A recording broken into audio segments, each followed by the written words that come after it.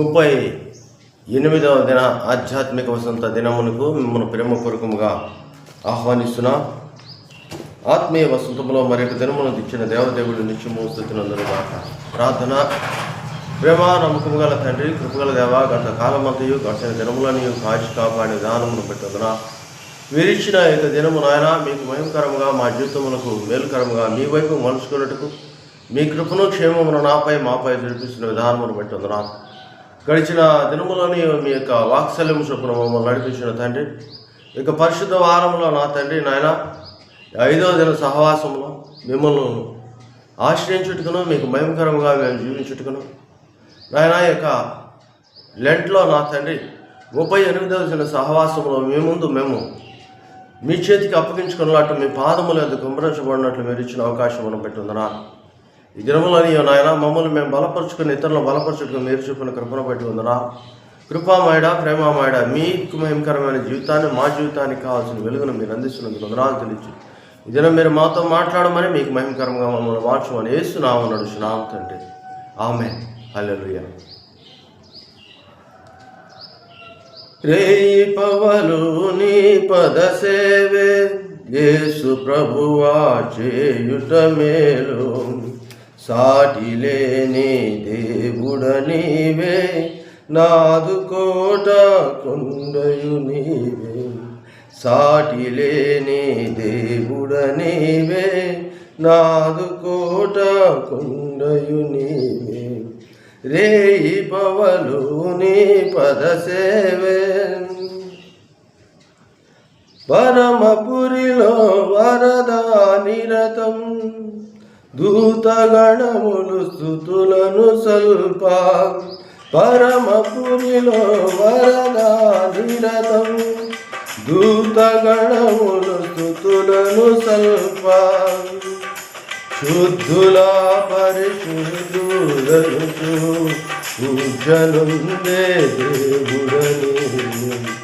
శుద్ధుడా పరిశుద్ధులను పూజనుందే దేవుడని.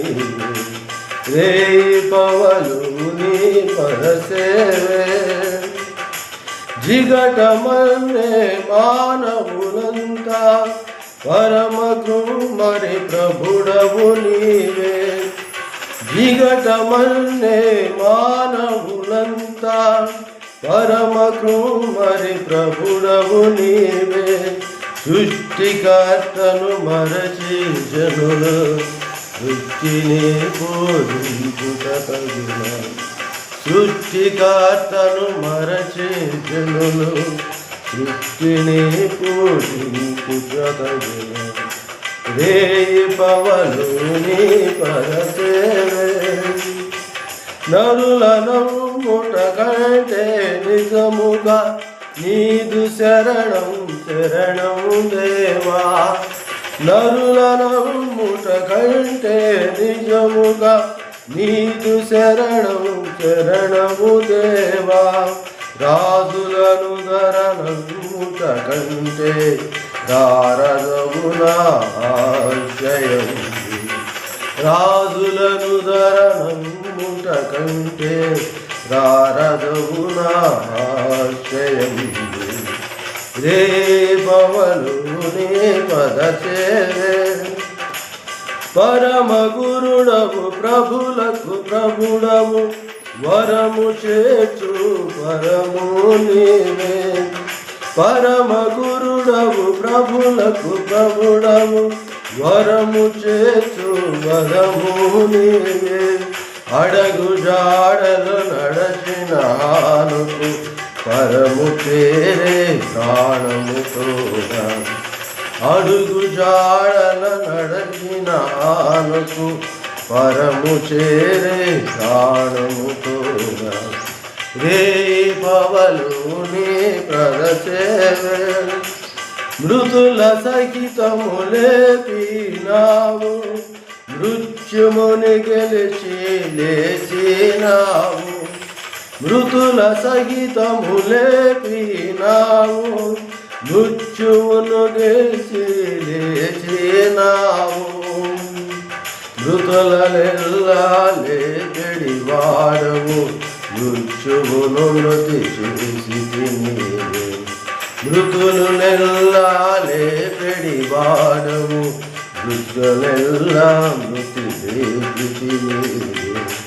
రే పవను నీ పద సేవే యేసు ప్రభువా చేయుటమే సాటి లేని దేవుడని నాదు కోట కొంగయుని సాటి లేని దేవుడని నాదు కోట కొంగయుని రే పవను నీ పద సేవే. దేవునామమునకు మహిమ కలుగును గాక.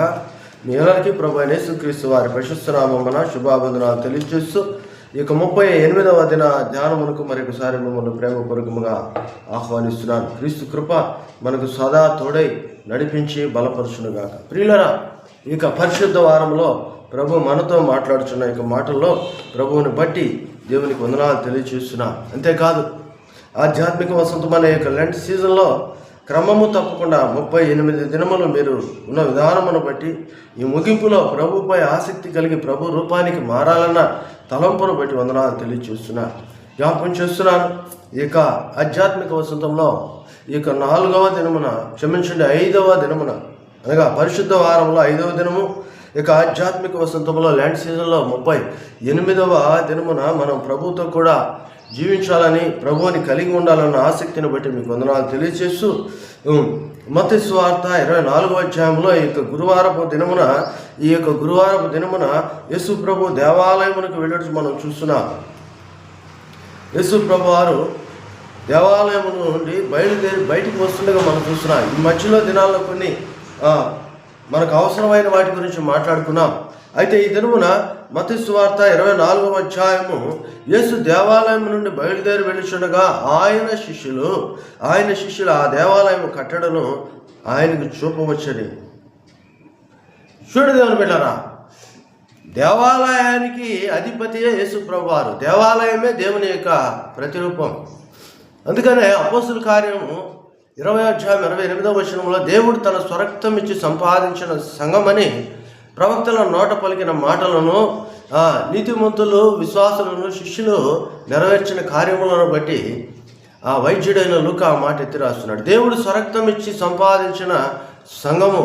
ఈ యొక్క సంఘములో అనగా దేవాలయంలో మనం ఉన్నాం. దేవాలయంలో ఎవరు గొప్ప? దేవాలయమా, లోపల ఉన్న దేవుడు అంటే దేవుడే గొప్ప. దేవుడిని లేకపోతే దేవునికి ఆలయం ఏంటి? దేవుని యొక్క నివాసం ఏమిటి? కనుక వీరు యేసు ప్రభు వారిని గ్రహించకుండా, గమనించకుండా ఆ దేవాలయం యొక్క సుందర రూపం, వాటి కట్టడలను, వాటి గుమ్మములను, వాటిని గురించి ఆసక్తి, ఆశ, వాటిని గుర్తిస్తున్నారు. కనుకనే యేసు ప్రభు వారు అంటాడు, ఈ దేవాలయం రాయి మీద రాయలేకుండా పడదోయబడ్డాడు. చూడండి, మీరు 2వ దినమున ఆయన ఆకలి కొనినప్పుడు అంజూరపు చెట్టు ఫలము చూడలేకపోయాడు, కనుక అది శపించబడ్డది. ఈరోజు ప్రభు కంటే ఎక్కువగా ఎదిగిన ఈ యొక్క దేవాలయం ఎలా ఎదిగింది?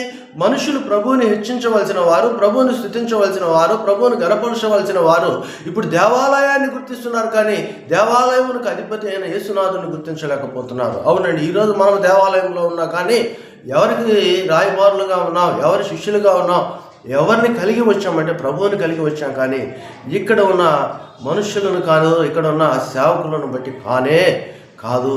కనుకనే ప్రభువుని గుర్తించినప్పుడు నువ్వు చిరజీవము, చిరకాలము, నిత్య జీవం అనుభవించగలవు. కానీ ఇక్కడ శిష్యులు గుర్తించినట్లు మందిరం యొక్క ఆకర్షణీయమైన కట్టడమును బట్టి అయితే ఇదిగో రాయి మీద రాయి లేకుండా పడదోయబడిన యేసు ప్రభు వారు చెప్తున్నాడు.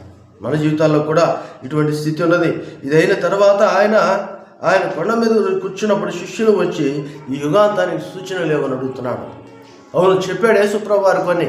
కానీ మనం కూడా ఈ దినాల్లో ఇదే రీతిలో ఉన్నామండి. సూచిక క్రియలు కావాలి, లేకపోతే ఆ యొక్క గుర్తులు కావాలని ఎత్తుకున్నాం, కానీ సిద్ధపడి ఉన్నామా? ఇక ఆధ్యాత్మిక వసంతంలో యొక్క లెంట్ డేస్లో అనేక పర్యాయాలు సిద్ధపాటు గురించి ప్రభు మనకు సెలవిచ్చాడు. సిద్ధపాటు లేని వారికి పరలోకం లేదు. అంజూరపు చెట్టు సిద్ధపడలేదు కాబట్టి, కాపు కాయలేదు కాబట్టి అది వెంటనే ఎండిపోయింది. ఇక్కడ దేవాలయం ఆయన కంటే ఎక్కువగా ఉన్నది, కానీ ఆత్మల సంపాదన తక్కువగా ఉన్నది. యేసు ప్రభువుకి వారసులు తక్కువగా ఉన్నారు కాబట్టి దేవాలయం లేకుండా పోయింది. వారే కాదు, యేసు ప్రభువు చూపిన పెండ్లి కుమారుని ఉపమానంలో కూడా సిద్ధపడిన కన్యకలు మాత్రమే యేసుతో కూడా ఉన్నారు. సిద్ధపడని వారు విడిచిపెట్టబడ్డారు. కనుక ప్రియ సహోదరుడా, సహోదరి, నీ జీవితంలో సిద్ధపాటు ఏ విధంగా ఉన్నది? ఎవరి కోసం సిద్ధపాటు ఉంది? రెండవది, ఈ యొక్క పరిశుద్ధ స్థలంలో, మందిరంలో నిలువగూడని వస్తువు, అపరిశుద్ధమైనవి చాలా ఉన్నాయంట. ఎప్పుడైతే నువ్వు ఆ పరిశుద్ధ స్థలంలోనికి నిలువకూడదు వచ్చిందో ఆ మందిరాన్ని కూడా ప్రభు ఖాళీ చేయమంటున్నాడు. ఇదిగో నీ సహవాసంలో, నీ యొక్క రక్త సంబంధికుల్లో, లేకపోతే నీ జీవితంలో నువ్వు ఒక విశ్వాసిగా కొనసాగుతున్నప్పుడు నీతో జత కట్టుటకు, లేకపోతే నువ్వు ఉన్న ప్రదేశంలో అపవిత్రం అనేది ఏదైనా ఉంటే నువ్వు అక్కడి నుంచి పారిపోమని ప్రభు సెలవిస్తున్నాడు. అవునండి, వాదనలే పెట్టుకునవద్దన్న వాడు తర్కించవద్దని చెప్పిన ప్రభు పాపముతో కలిసి నువ్వు నడవటానికి ఇష్టపడతాడా అంటే పాపముతో నాకెంటి పొందిక లేదని ప్రభు చెప్తున్నాడు. కనుక ప్రియ సహోదరుడా, సహోదరి, ఈ దినము మనం ప్రభు యొక్క ఆధ్యాత్మిక వసంతంలో 38వ దినములో, ఈ యొక్క పరిశుద్ధ వారంలో 5వ దినములో ప్రభు మనకు నేర్పిస్తుంది ఏంటంటే, ఈ లోకంలో అన్నింటిలో అవేర్నెస్ వస్తుంది, అన్నింటిలో ఎదుగుదల ఉంది, అన్నిటి గురించి జ్ఞానం ఉన్నది. కానీ అపరిశుద్ధతను విడిచిపెట్టుక అపరిశుద్ధతతోనే నువ్వు కొనసాగుతున్నావేమో నిన్ను నువ్వు జ్ఞాపకం చేసుకో. దానియేలు గ్రంథంలో చెప్పబడిన ఈ యొక్క ప్రవచనము ఇక్కడ మత్తయి సువార్త 24వ అధ్యాయం 15వ వచనంలో కూడా ప్రభు మళ్ళా కొటేట్ చేస్తున్నాడు, ఎత్తి రాస్తున్నాడు. గమనించండి. కాబట్టి ప్రవక్త అయిన దానియేలు ద్వారా చెప్పబడిన నాశనకరమైన హేయ వస్తువు పరిశుద్ధ స్థలమందు నిలువట మీరు చూడగానే చదువువాడు గ్రహించును గాక. ఇంకొకటి బోధించాల్సిన పని లేదు, అదని చెప్పాల్సిన పని లేదు. ఈ 37 దినాలను పరిపూర్తి చేసుకుని 38వ దినానికి వచ్చావంటే నువ్వు ఆల్మోస్ట్ ఆల్ నీ జీవితంలో ప్రభువుని కొరకు ఏ విధంగా ఉండాలో, ఎలా జీవించాలో, ప్రభువుకు మహిమకరమైన ఆత్మలు ఎలా సంపాదించాలో నీకు ఒక అవగాహన కంటూ వచ్చావు. కనుక ఇదిగో ఎక్కడికి ఎవరికి అందుబాటులో లేకుండా అరణ్యానికైనా పారిపోమంటున్నాడు. నీ పరిశుద్ధతను నువ్వు చూసుకోవాలంటున్నాడు. కనుకనే లూకాసు వార్తలో కూడా ప్రభు చెప్పేది మాట, ఒక ప్రశ్న ఒకటి ఉందండి.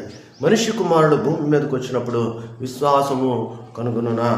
నీ జీవితంలో, నా జీవితంలో, మన జీవితాల్లో ప్రభు విశ్వాసం కనుగొంటాడా? ఒకసారి పరిశీలన చేయండి. అయినను నీకు మొదటిన ఆ యొక్క స్థితి, అనగా విశ్వాస స్థితి కావచ్చు, ప్రేమ కావచ్చు, దేవునితో ఎదుగుదల ఈరోజు ఉన్నదా? ఏదో సంవత్సరం ఆధ్యాత్మికవంతంగా పోతున్నామని కాదు, కానీ ఈ యొక్క కార్యాచరణలో మన యొక్క స్థితి ఏమిటి? అలానే ఆయన తదుపరి చాలా ఉపమానాలు చెప్పాడు. సూచిక క్రియలు చేస్తూ చూపించుకుంటూ వచ్చాడు. ఇదిగో యేసు ప్రభువారు చెప్తూ వస్తే ఆయన 26వ అధ్యాయానికి మనం వచ్చేసరికి 26వ అధ్యాయంలో కుష్ఠిరోగి అయిన సీమోని ఇంట యేసు ప్రభువారు కూర్చొని ఉన్నప్పుడు గమనించండి, ఇది కూడా బేతనీయ కుటుంబమే. మత్తయి సువార్త 25వ అధ్యాయం 6వ వచనంలో బేతనీయలో ఉన్న కుష్ఠిరోగి అయిన సీమోను, ఈయన శిష్యుడైన సీమోను కాదు, మరలా జ్ఞాపకం చేస్తున్నారు. ఈయన బేతనీయలో ముందు మరియా మార్తల కుటుంబమే యేసుతో ఉన్నారు. ఇప్పుడు ఇంకో కుటుంబం ఆయనతో మనం చూస్తున్నాం. ఇంకో కుటుంబంలో యేసుని ఆనవాళ్ళు చూస్తున్నాం. ఇంకో కుటుంబంలో యేసు యొక్క ఆ యొక్క స్థితిగతులు మనం చూస్తున్నాం. యేసు ప్రభువారు ఆ బేతనీయలో ఉన్న సీమోను, కుష్ఠిరోగి అయిన సీమోను ఇంట కూర్చున్నప్పుడు ఒక స్త్రీ మిక్కిలి విలువ గల అత్తరు గుడ్డ తీసుకొని ఆయన యొద్దకు వచ్చి ఆయన భోజనం చేస్తుంటే ఆయన తల మీద పోసెను. ఆ భోజనముకు కూర్చుండగా దానిని ఆయన తల మీద పోసెను. శిష్యులంతా చూచి మండిపడి అంటాడు. కొన్ని సువార్తలు అయితే ఆయన పాదాల మీద పోస్తుందంట. ఎలాగనగా ఆయన అభిషేకించాలి, నడినెత్తి మొదలుకొని అరికాల వరకు ఆయన తైలాభిషేకం చేయబడ్డాడు. ఈరోజు మనం కూడా ఇదే అవలంబిస్తున్నారు. అనేకమైన సభలో ఈ మాట మనం చూస్తున్నాం. కానీ ఇక్కడ దీని అర్థం ఏమి చెప్తున్నాడు యేసుప్రభు? ఈమె నా మరణమును గురించి రుజుపరుస్తుంది. ప్రియులారా, వెంటనే అక్కడ ఉన్న ఇస్కరియోతు యూదా శిష్యులందరూ అక్కడ ఉన్నప్పుడు ఇస్కరియోతు యూదా అంటున్నాడు, ఈ ధనం ఎందుకు వ్యర్థం చేస్తావు అని. కానీ ఆమెను తొందర పెట్టవద్దని ప్రభువు చెప్పాడు. ఈ సువార్త ఎక్కడైతే ప్రకటించబడుతుందో, అనగా యేసుని గురించి మాట ఎక్కడైతే ప్రకటించబడుతుందో అక్కడ ఈమె కూడా ఉంటుందని చెప్తున్నాడు. అవునండి, యేసుతో కూడా ఉన్నాం, యేసును యేసు మనసు ఎరిగి ఉన్నాం, కానీ యేసు మరణ పునరుద్ధానాల్ని మనం మర్చిపోతున్నాం. అవునండి, శుభ శుక్రవారం ఒక మనిషి మరణం శుభమా? యేసు ప్రభువారు అప్పగింపబడిన రాత్రి, ఈ రాత్రి యేసు ప్రభువారు అప్పగించబడుతుండగా ఇది మనకు శుభ పరిణామమా? ఆలోచించండి. కానీ ఆ యేసు ప్రభువారు మరణించిందే మనకు నిత్య జీవం లేదు కాబట్టి, మనకు పాప విమోచన లేదు కాబట్టి, ఇది శుభప్రదమైన నిరీక్షణగా సువార్తగా నువ్వు ప్రచురపరిచే బిడ్డగా ఉన్నావా? ఎంతమందికి ఈ మాట చెప్తున్నా? ఎందరూ నువ్వు ఆయన దగ్గరకు తీసుకొని వస్తున్నావు? ఈ అభిషేకం తర్వాత ఆ యేసు ప్రభువారు ఒక రొట్టె ఎత్తుకొని ఇదిగో దాన్ని విరిచి, ఎక్కడ విరిచాడంటే మేడగదిలోనికి వెళ్ళారు. మేడగదిలో ఆయన సిద్ధపరిచిన రొట్టెను విరుస్తున్నాడు. ఆయన కొరకు గాడిద సిద్ధపడి ఉన్నది, అభిషేకం సిద్ధపడి ఉన్నది, ఆయన కొరకు రొట్టె సిద్ధపరచబడి ఉన్నది. ఇదిగో పస్కా బలిగా నేనే అర్పించబోతున్నానని ప్రభు చెప్తున్నాడు. దేవుని బిడ్డ, ఎన్ని సిద్ధపరచబడినవి, సిద్ధపడనవి కూడా ఉన్నాయి.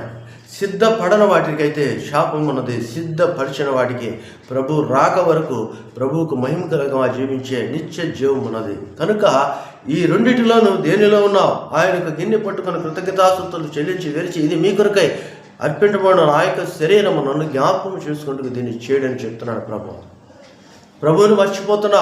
లోకంలో అన్ని గుర్తున్నాయి. ఇష్టపడిన కొత్త గొడవలు కుట్టించుకోవాలి, ఆ సమాధుల దగ్గరికి వెళ్ళాలి, శుభ్రం చేసుకోవాలి, పూలు తీసుకెళ్ళాలి, పాస్టర్ గారు వచ్చి ప్రార్థన చేయాలి, పాదిరే వచ్చి ప్రార్థన చేయాలి. బాగుంది, అన్నీ బాగున్నాయి. కానీ ఆయన పునరుద్ధానానికి సిద్ధపాటేది, ఆయనతో కలిసి నిత్య జీవమానికి సిద్ధపాటేది.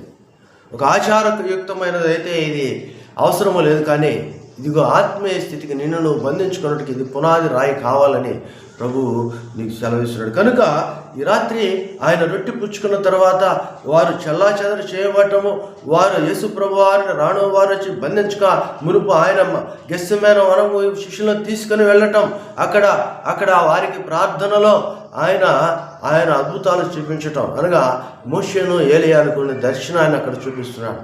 ప్రియులారా, ప్రభువారు నీ యొక్క వాడుక చొప్పున ఆయన ఒలీవల కొండకు వెళ్తూనే ఉన్నాడు. ఆ ఒలీవల కొండలో గెస్సెమనే వనము దగ్గర ప్రార్థన చేస్తూనే ఉన్నాడు. కానీ ఈ రోజుల్లో లెంట్ పాటించే మన జీవితాల్లో ఈ ప్రార్థన సహవాసం ఉన్నదా? ఒక క్రమమైన ప్రార్థన ఉన్నదా? ప్రభు అడిగిన మాటను మనం వదిలిపెట్టి లోకానుసారమైన జీవితాన్ని జీవిస్తే ఇది మనకు అవసరము లేదు. కనుకనే రోమపత్రిక స్పష్టంగా చెప్పింది, దేవుని రాజ్యము భోజనము పానము కాదు, కానీ నీతి అనగా యేసు మార్గమును, ఆ యేసు మార్గములో నీవు నడుస్తూ ఆయనను మహిమపరిచే సమాధానమును పరిశుద్ధాత్మ యందలి ఆనందము కావాలి. గెస్సెమనే వనములో యేసు ప్రభువుని పట్టుకోవటం జరిగింది. ఆయన మరలా రాత్రి తీర్పులకు తీసుకువెళ్ళటం జరిగింది, శిలువ మరణానికి అప్పగించడం జరిగింది. ఇంత ఎవరి కోసం చేశాడంటే అల్పులము పాపాత్ములమును ద్రోహులమైన మన కొరకే ప్రభు చేశాడు. కనుక ద్రోహినైన నన్ను నిశుద్ధినిగా చేర్చావారి ప్రభు భక్తుడు రాసిన ఆ యొక్క పల్లవి ఎంతగానో హృదయంలో నచ్చిస్తుంది. అవునండి, మన పాపాల నిమిత్తం ప్రభు అప్పగించబడ్డాడు. కనుకనే అది జ్ఞాపకం చేసుకోమని నన్ను జ్ఞాపకం చేసుకోవడానికి చేయమన్నాడు. మరణం ఆయన బంధించలేదు. మరణవశము నుంచి ఆయన మరలా పునరుద్ధానుడయ్యాడు. పునరుద్ధానుడైన యేసు దేవుని నువ్వు కలిగి ఉండాలని, యేసుతో కూడా జీవించాలని ఈ మాటలు ప్రభు మనకు చెప్తున్నాడు. కనుక ఈ యొక్క 38వ దిన ధ్యానంలో ఇక పరిశుద్ధ వారంలో 5వ దినంలో యేసు ప్రభువును అప్పగించింది ఇస్కరియోతు యూదా కాదు, నీవే నేనే అని పరిశీలన చేసుకునవలసిన బాధ్యత ఉన్నది.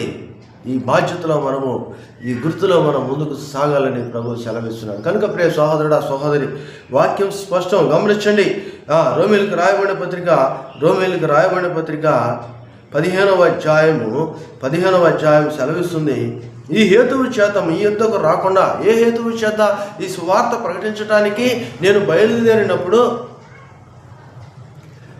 దేవుని యొక్క చిత్తానుసారముగా, దేవుని యొక్క పరిశుద్ధాత్మ నడిపింపుతో నేను అన్యజనులకి చెప్పాలని ఆతృతగా వెళ్ళాను. కానీ ఇదిగో అనేక సార్లు మీ ఎందుకు నేను రావాలని ప్రయత్నం చేశాను, కానీ పరిశుద్ధాత్ముడు నన్ను ఆటంకపరిచాడు. అక్కడున్న పరిస్థితులు నన్ను ఆటంకపరుస్తున్నాయి. కానీ సువార్త ప్రకటించడంలో నేను నా స్వజనులను నిర్లక్ష్యము చేయలేదు. కాబట్టి నేను మీ యొద్దకు వస్తా. ఈ హేతువు చేత మీ యొద్దకు రాకుండా నాకు అనేక పర్యాయముల ఆటంకము కలిగను. ఇప్పుడైతే ఈ ప్రదేశంలో నేనిక సంచరించవలసిన భాగము లేదు. కానీ కనుక నేను సంవత్సరముల నుండి మీ యొద్దకు రావాలని మిక్కిలి అపేక్షించగలిగిని. నేను స్పెయిన్ దేశమునకు వెళ్ళినప్పుడు మార్గములో మిమ్మల్ని చూచి మొదట మీ సహవాసం వలన కొంత మటుకు సంతృప్తి పొంది మన పరిచర్యలో మనలను బట్టి పౌలు భక్తుడు సంతృప్తి చెందాలి. పౌలు భక్తుడే కాదు, నేను క్రీస్తుని పోలి నడుచుకున్నట్లు మీరు నన్ను పోలి నడుచుకోండి అని చెప్పిన ఆ పౌలు యొక్క భక్తుని మాటను బట్టి ప్రభు మన పరిచర్యను బట్టి మనము చేసిన సాక్షార్థమైన జీవితాన్ని బట్టి సంతృప్తి చెందాలని చెప్తున్నాడు. కనుక ప్రియ సహోదరుడా సహోదరి, ఇక్కడ మనం గమనించినట్లయితే వాక్యము స్పష్టం. 25వ వచనం, ఇప్పుడు పరిశుద్ధ ఆత్మ కొరకు పరిచర్య చేసి యెరూషలేమునకు వెళ్ళుచున్నాను. ఏలయనగా యెరూషలేములో ఉన్న పరిశుద్ధులలో బీదలైన వారు మసిదోనియా వారు, అకయా వారు, గమనించండి, కొంత సొమ్ము చందా వేయని ఇష్టపడిని. అవును, వారి ఇష్టపడి దానిని చేసిరి. వారు వీరికి రుణస్థులు. ఏలయనగా అన్ని జనులకు వీరు ఆత్మ సంబంధమైన విషయంలో పాలివారై ఉన్నారు కనుక శరీర సంబంధమైన విషయంలో వీరికి సహాయం చేయబద్దులై ఉన్నారు. ఇదిగో నేను మీ యొద్దకు రావడానికి, ఈ సువార్త ప్రయాణాలు చేయటానికి ఇదిగో మసిదోనియా వారు, అకయా వారు వారి పేదలను వారి చక్కని కానుక ఇచ్చారు. దానిని బట్టి నేను మీ యొద్దకు వచ్చాను. ప్రపంచవ్యాప్తంగా నేను సువార్తను ప్రకటించుచున్నాను. దేవుని యొక్క రక్షణ వార్తను చాటుచున్నాను. వారికి మనవ రుణస్థులమని పౌలు భక్తుడు చెప్తున్నాడు. అవునండి, సంవత్సరాల తరబడి మందిరానికి వస్తున్నాం, దేవుని యొక్క మేలు పొందుకుంటున్నాం, సువార్తను అంగీకరిస్తున్నాం, ఎన్నో లెంట్ డేస్లు గడిపాం, ఎన్నో పునరుద్ధాన ఆరాధనలో పాల్గొంటున్నాం. కానీ మనము ఎవరికి సాక్షులమై ఉన్నాం, దాతృత్వంతో పరిచర్యకి ఏమి ఇచ్చి ఉన్నామో ఒకసారి పరిశీలన చేసుకోవాలి. అన్నిటికీ భాగం ఉంటుంది, కానీ ప్రభు యొక్క పరిచర్యకు భాగం ఉండదు. మందిరాల్లో వచ్చే కానుకలు కూడా మందిర అలంకరణకును లేదు వారి యొక్క బహుమానములకును వారు పంచిపెట్టుటలోనూ సుఖానుభవంలోనికి వ్యర్థపరుస్తున్నారు తప్ప పరిచర్యకును ప్రభు రాజ్య వ్యాప్తికి ఎంతవరకు దోహదకారులుగా ఉన్నారో ఒకసారి పరిశీలన చేయండి. వాక్యం స్పష్టం. అవును, వారు ఇష్టపడి ఈ పని చేశారంటాడు. ఇదిగో నేను మీ యొద్దకు వచ్చి వారిని గురించి సాక్ష్యం పొందుకు పరిపూర్ణముగా మిమ్మల్ని నేను ఆశీర్వదించాలని ఆయన చెప్తాడు. 15వ అధ్యాయం 20వ వచనంలో, నేను మీ యొద్దకు వచ్చినప్పుడు క్రీస్తు యొక్క ఆశీర్వాదము సంపూర్ణముతో వత్తునని ఎరుగుదును. ఇన్ ప్రజెన్స్ ఇందాక మనం చెప్పుకున్నాం. దానియేలు గ్రంథంలో చెప్పబడిన మాట, పరిశుద్ధ స్థలంలో నిలువకూడని వస్తువు ఒక వ్యక్తి కాకుండా వ్యక్తి స్థానంలో ఇంకొక వస్తువు ఉంటుందంట.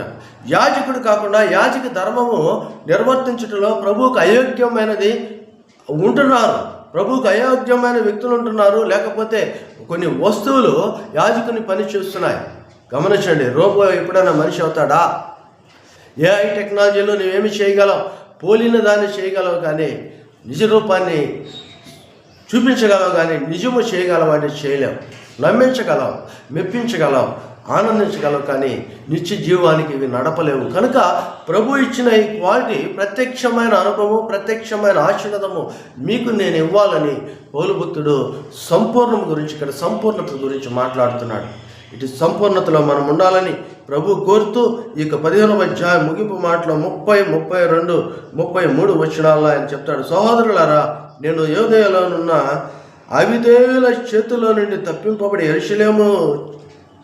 యెరూషలేములో చేయవలసి ఉన్న ఈ పరిచర్య పరిశుద్ధులకు ప్రీతికరమగునట్లు నేను దేవుని చిత్తము వల్ల సంతోషముతో మీ యొద్దకు వచ్చి మీతో కలిసి విశ్రాంతి పొందినట్లు నా కొరకు దేవునికి చేయు ప్రార్థనలు నాతో కలిసి పోరాడవలని మన ప్రభు అయిన యేసుక్రీస్తును బట్టి ఆత్మ వల్ల ప్రేమను బట్టి మిమ్మల్ని బతిమాలుకొనుచున్నాను.